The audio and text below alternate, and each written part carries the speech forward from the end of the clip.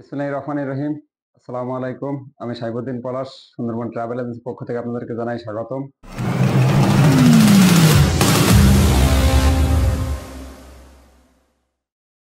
আজকের আপনাদের সামনে যে বিষয় আলোচনা করতে আসছি, আপনাদের সবারই প্রশ্ন, সবারই চিন্তা, সবারই ডিপ্রেশনের বিষয়। হয়তো আপনারা শুনলে আপনাদের মনটা খারাপ হয়ে যাবে, কিন্তু আসলে বাস্তবতা তুলে ধরাই আমার কাজ, আর সত্য কথা বলাই আমার কাজ, আমি নিজেকে মনে করি। এটা হলো নর্থ মেসিডোনিয়া সম্পর্কে বিস্তারিত এ টু জেড আলোচনা আজকে আমি আপনাদের সাথে করব। আপনারা আমার ভিডিওটা না টেনে শেষ পর্যন্ত দেখবেন। যারা নর্থ মেসিডোনিয়া যাত্রী আছেন এবং যাদের ফাইল অলরেডি ইন্ডিয়ায় আছে, তারা বিশেষ করে আমার ভিডিওটা দেখবেন। আজকের আমার ভিডিওটা আপনাদের জন্য। তো সব মিলিয়ে বলি, নর্থ মেসিডোনিয়ায় একটা ভালো একটা অবস্থানে ছিল। ভিসা রেশিও কিন্তু 100% ছিল। আমি আগের ভিডিওতে বলেছি যে নর্থ মেসিডোনিয়া বাংলাদেশিদের ইউরোপ যাত্রার স্বপ্ন আসলে পূরণ হচ্ছিল বা হবে।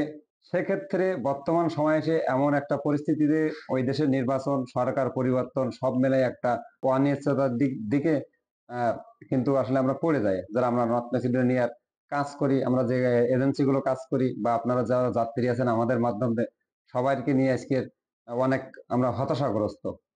তো আমাদের দীর্ঘদিন প্রায় এজেন্সির ফাইলগুলো ইন্ডিয়া আটকানো, ডেলিভারি হয় না, ভিসা ডেলিভারি হয় না, অ্যাপ্রুভাল অ্যাকসেপ্ট হয় না। অ্যাপ্রুভালের পরে যে ভিসাগুলো নেওয়া, স্টিকার নেওয়ার জন্য যে ফাইলগুলো মানে পাসপোর্টগুলো আটকানো, এম্বাসি থেকে ছাড়ানোর কোনো পরিবেশই হচ্ছে না এক প্রকার। তো দুঃসংবাদ এটা। সেই সাথে আমি বলবো আপনাদের, যারা সামনে পরবর্তীতে যারা যাবেন নর্থ মেসিডোনিয়ায়, এখনো যারা ফাইল দেবেন, তাদের জন্য দুঃসংবাদের ভিতরেও কিন্তু একটা সুসংবাদ। যে সুসংবাদটা হলো, নর্থ মেসিডোনিয়া যাত্রীদের পরবর্তী যে স্টেপগুলো আছে, পরবর্তীতে যারা নর্থ মেসিডোনিয়া যাবেন, তাদের কিন্তু আপনার এম্বাসি ফেস করতে হতে পারে। আমি একটা আমার খুব কাছের আমার যে লয়ারের সাথে আমি কাজ করি, তাদের মাধ্যমে আমি যে নিউজটা পাইছি, আসলে তাদের কাছে যে তথ্যগুলো আমি পাইছি, যে কালেক্ট করেছি, তারা 98% শিওর যে পরবর্তীতে যে ফাইলগুলো নর্থ মেসিডোনিয়ার জন্য সাবমিট হবে, সে ফাইলগুলো ইন্ডিয়া ফেস করা লাগবে।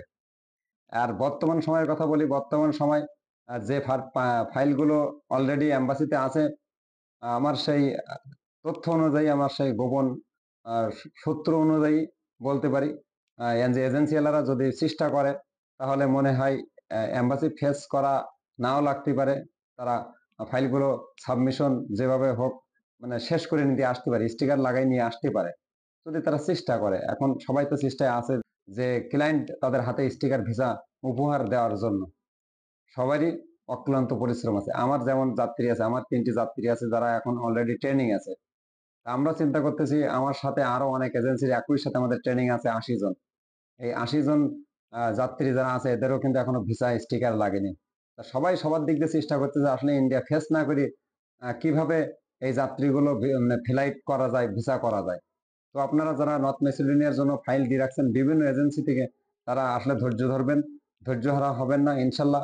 আল্লাহ আমাদের জন্য একটা ভালো কিছু রাখছে। যত সমস্যার পরে কিন্তু অনেক স্বপ্ন মানুষের পূরণ হয়। আল্লাহ এমন কিছু রাখে, কিছু বিপদের ভিতরেও কিন্তু আল্লাহ সামনের দিন অনেক সুখের রাখে। ঠিক আছে, একটা কথা আছে, আল্লাহ বলছে যে আপনারা ধৈর্য ধরেন, সামনে আমি এমন কিছু দেবো আপনাদের যা আপনারা কল্পনা করতে পারেননি। আপনারা অনেক খুশি হয়ে যাবেন। অবশ্যই আপনারা ধৈর্য ধরেন। যারা ইউরোপের জন্য ফাইল দিয়ে রাখছেন বিভিন্ন জায়গায়, অবশ্যই ধৈর্য হারা হবেন না। ইনশাল্লাহ হয়রানি হচ্ছেন, বিভিন্ন এজেন্সির দ্বারা হচ্ছেন, বিভিন্ন ব্যক্তির দ্বারা হচ্ছেন, বিভিন্ন প্রতিষ্ঠানের দ্বারা হচ্ছেন। ঠিক আছে, আমরা যারা আসলে প্রতিষ্ঠান চালাই, আমরা যারা বিজনেস করি, আমরা যারা এজেন্সির মালিক, আমরা কিন্তু প্রতিনিয়ত যাত্রী দ্বারা হয়রানি হচ্ছে।